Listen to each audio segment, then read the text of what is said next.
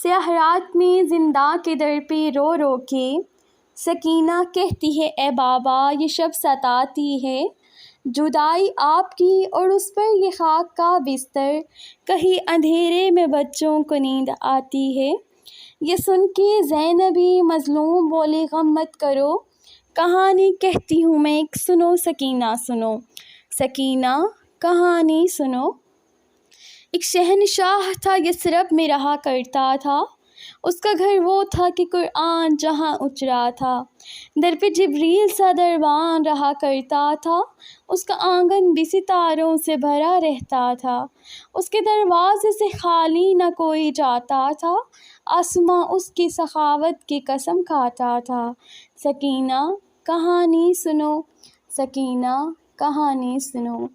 اس کے بابا کو در علم کہا جاتا تھا، من شہزادی کونین لقب پایا تھا، اس کے بیٹوں میں نظر عکس نبی آتا تھا، بیٹیوں کو گل پاکیزہ کہا جاتا تھا، اس کے ایک بھائی کی رگ رگ میں وفا بہتی تھی، ایک بہن ساتھ میں سائے کی طرح رہتی تھی۔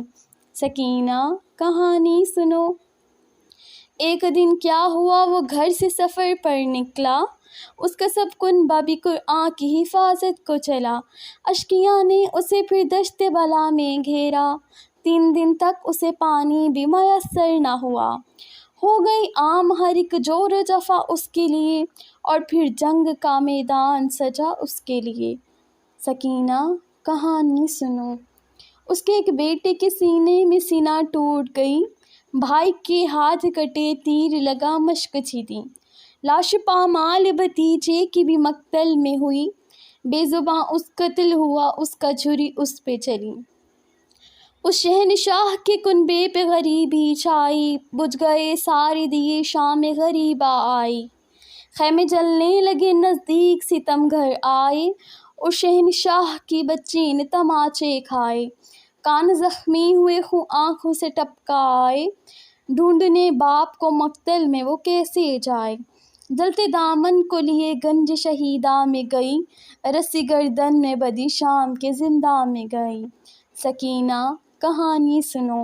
پھر سکینہ نے کہا رہتے ہیں وہ لوگ کہاں، بولی زینب کہ ہوئے سب وہ اسیر زندہ، کس آخر ہوا نیند آئی نہ تم کو میری جاں، بولی رو رو کے سکینہ پھوپھی اب نیند کہاں، تم تو کہتی تھی کہانی سنانی باقی ہے، اس کہانی سے میری نیند اڑی جاتی ہے۔